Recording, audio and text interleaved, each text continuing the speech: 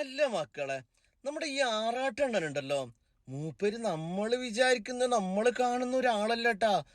മൂപ്പര് വലിയൊരു സംഭവമാണ്. മൂപ്പരെ പറ്റിയിട്ട് ആ ഇന്റർവ്യൂവിൽ പറയുന്ന സംസാരങ്ങളെല്ലാം ഉണ്ടല്ലോ. പിന്നെയും എന്തിനാണ് ഈ ആറാട്ടണ്ണന് ഒരുപാട് തരം താഴുന്നതും അതേപോലെ തന്നെ ഈ ആറാട്ടണ്ണനെ ഒരുപാട് പേര് ട്രോളുന്നതും എന്താണെന്ന് മനസ്സിലാവുന്നില്ല. അപ്പൊ ആറാട്ടണ്ണന് റീച്ചാണോ വലുത്? ക്യാഷിന്റെ കാര്യത്തിൽ വളരെ മുന്നിലാണ്. ഫാദർ ഒരു ഭയങ്കര ഗ്രേറ്റ് പേഴ്സൺ ആയിരുന്നു. പറഞ്ഞാൽ പഠിക്കാൻ വളരെ മിടുക്കനായിരുന്നു, നല്ലൊരു മനുഷ്യനായിരുന്നു, ഒരുപാട് പേർക്ക് ജീവിതം ഉണ്ടാക്കി കൊടുത്ത ആളാണ്. പിന്നെ എൻ്റെ പുള്ളി എഞ്ചിനീയറാണ്, കാർബോണിലെ പ്ലാന്റ് മാനേജർ റിട്ടയർ ചെയ്തത്. Mother post graduate cycle. ഇപ്പം മദറിന് വേണ്ടിയാണ് ഇവിടെ നിൽക്കുന്നത്. പിന്നെ 2 സിസ്റ്റേഴ്സ് ഉണ്ട്. മൂത്ത സിസ്റ്റർ കാലിക്കറ്റ് മെഡിക്കൽ കോളേജിൽ പഠിച്ചത്, US ഡോക്ടറാണ്.